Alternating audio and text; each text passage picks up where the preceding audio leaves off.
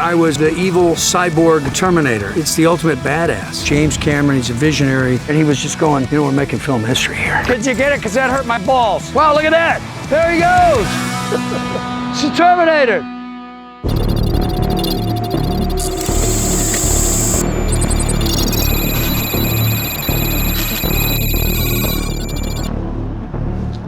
Didn't you once play a killing machine from the future? I'm gonna take that as a yes.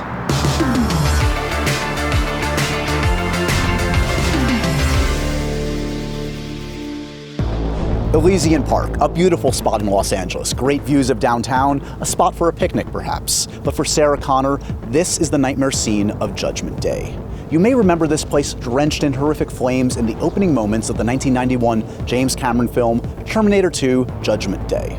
It was the highest grossing film of the year, and the movie that proved that sequels can top the original. A true non-stop thrill ride, T2 pushed the technological envelope and became an instant classic. And most of it was shot right here. Yes, the end of the world begins in LA. Let's see where they did it and go to the map.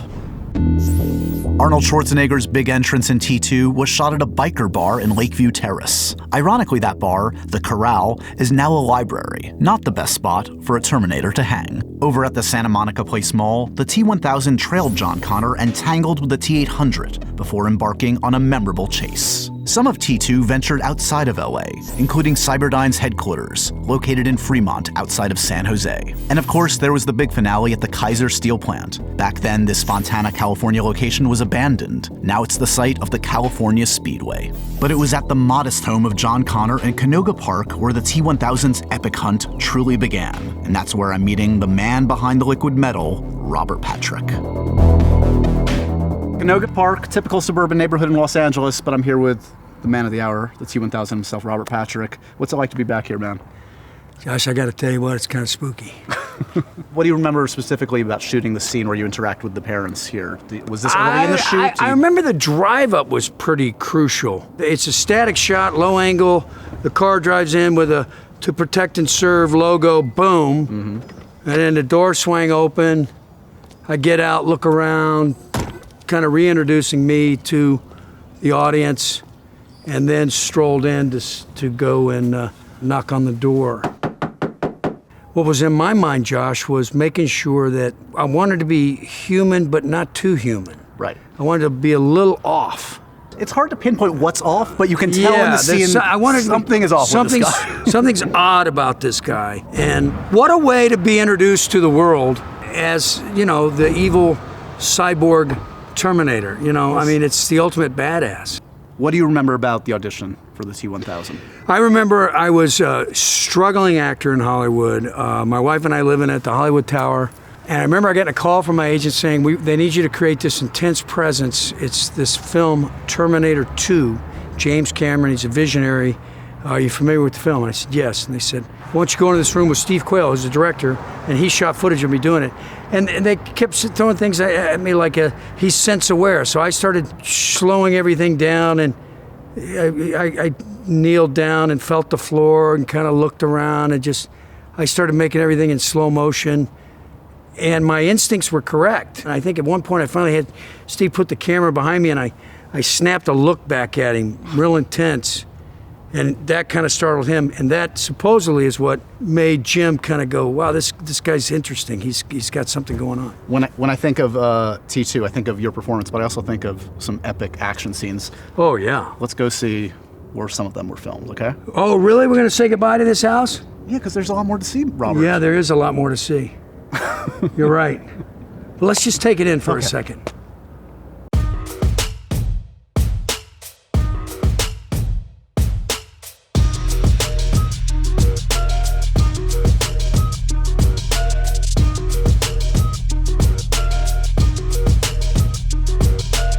Bull Creek Spillway, San Fernando Valley. What do you think of when we're standing here today?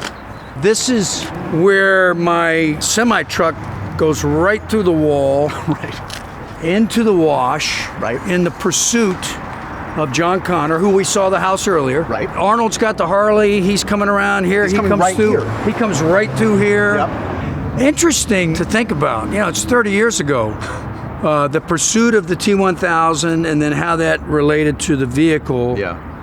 And how do we continue to convey that forward move going on? That was what I was preoccupied with. How do I make that in every frame look like I'm in pursuit of this being, even if I'm just sitting in a truck driving. You know? And even if you're probably a little terrified, because I mean that's a scary stunt to be a part of. You have to look like you're hugely confident, you know what you're doing, and you have one focus. Yeah, and that's where you relied a lot on the training that I went through. Yeah. With Uzi Gall, all the training that I had. I mean, he really convinced me that I was the T-1000 and I was capable of doing anything and everything that was expected of me. So Jim would say, you know, I got to get shots of you running. I'd, yes, sir. I need you to go over there in front of the fire. Yes, sir. I went in the first time I went into the fire scene. I went in there too far. Well, let's talk about, so are you talking about the fire scene here? Here. So yeah, so there's the end of the sequence is you coming out of the fire. The truck wrecking, right? Then it ignites. Mm-hmm. So you think I'm dead. And then he's standing there with the gun, sitting on the tire. Harley Fat Boy. The tire rolls out. I remember sitting on the side of here and Jim saying to me, because I was hugely frustrated, trying to deliver the walkout because it was hard. It was me trying to match me, trying to understand what they were trying to convey. The computer was doing with the software, step for step, look this for is look. all new at the time, so. And you're going like, you know, how the fuck do I do this? And they don't know, and I don't know. And I remember Jim and I sitting over there, and he was just going, it's all right. You know, we're making film history here. He knew. I knew it was going to be a big movie. Yeah. But did I know it was going to be as big as it is? And the answer is no. Right. I didn't realize just how special a film it is.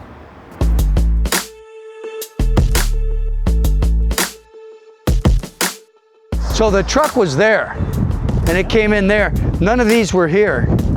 And went right through here, right up that sidewalk, right through here. And right about here is where it went right through. Boom. So look at how high that is. That's amazing. You know, and it just endoed right in there. One of the scenes I want to talk about is when you and Arnold face off for the first time at the Galleria. Oh my God. Because up until then, we don't know what you're capable of. Right. And suddenly we see that this guy can push Arnold around. Big secret. And it was a big secret to Arnold. I remember that day, I think he went to Jim and said, I want to pick Robert up. You know, I want to pick the T-1000 up and throw him around a little bit. And I think Jim said, no, you don't get it. He's much more dense than you are. You can't do that. If I remember correctly, he was kind of trying to process why he couldn't do it. So, but you're taking all these bullets. But I'm coming around the corner. Well, he's shooting with a shotgun, so I'm taking these blasts. So you've got that sequence. So every hit where it flowered, I had to remember where it was flowering, how to sell that hit as the T-1000, not a human being, back to the position. Boom, boom, boom. That's happening. And then the Beretta comes up. Yes. And the trick with that is how to not blink. This is what I'm saying. You barely blink at all. You can't blink. you get the T-1000, you can't blink. That was what Jim was saying. You can't blink. I know. So I had to, train with the weapons guys to get to the point where I could allow the powder to go in. And we figured out a way that where if I just stared off into the distance and locked my stare on an X. Right. And that's what we used all the way through the movie. If I was running after something, there was an X on it. Wherever I was going, there was just something there was something to me to focus everything there. And that sequence worked really, really great. The clinches and the throws into the styrofoam wall, hard. Arnold is a very strong guy. Of course. Much stronger than I was, but I was 165 pounds, so he curls that, for Christ's sake. I mean, so could he have picked me up? And yes, he could have, but the T-1000 you can't. We have to talk about the run. You have maybe the most iconic run next to Tom Cruise. You and Tom Cruise. He took it from me. My run was before his run. This is true. The run is no wasted effort. How do you keep going forward and make it look effortless? So below the waist is what I said I could have all the motion, and above I wanted to have my hands ready to turn into weapons. So we had that sort of, have the hands available to become, if you get close enough, So that was one of the things about it. One other sequence I have to ask about, the finale at the steel mill. Sure. So you fight with Arnold. I've heard that you actually you hit Arnold by accident. Was it by accident? Uh-oh. Was that confirmed? Was it confirmed, Did you have a Arnold? beef with Arnold? What happened? Did I actually do it by accident, my friend? I don't know. Yeah, it was by accident. I'm just kidding. It was by accident. How'd he take it? He took it like a man or a machine. Josh, I'm going to demonstrate on you. Please. He had this arm, I Okay. believe, had been mangled. Sure. So this arm was behind him. So now you're laying down on your face. Right. And I've got this big thing that I'm wielding this way. And I've got to send it flatly into the back. Yeah. And there was a mark that I was supposed to hit, and I do it like 3 or 4 times. And there was one time while I did it, I went, oh, and in my mind I went, oh fuck! I just really hit his arm, and I had to send it again, right? And he didn't say anything. He didn't say cut, didn't flinch or anything, and he just went, Roberts, that was my real arm. And I went, oh.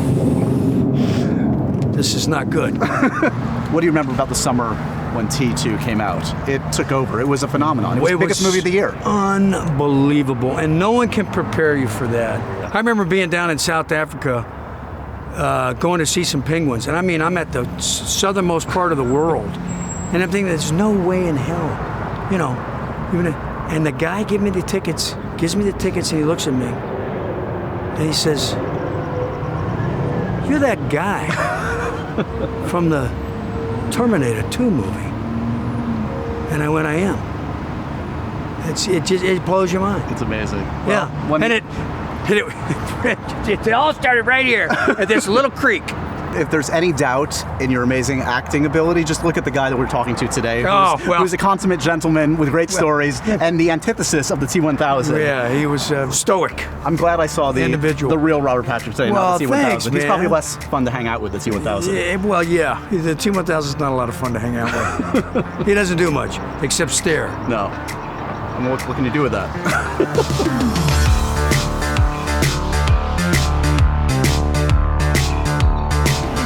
I never saw the T-1000 run up a hill, but if he did, it might look something like this. Could you get it? Because that hurt my balls.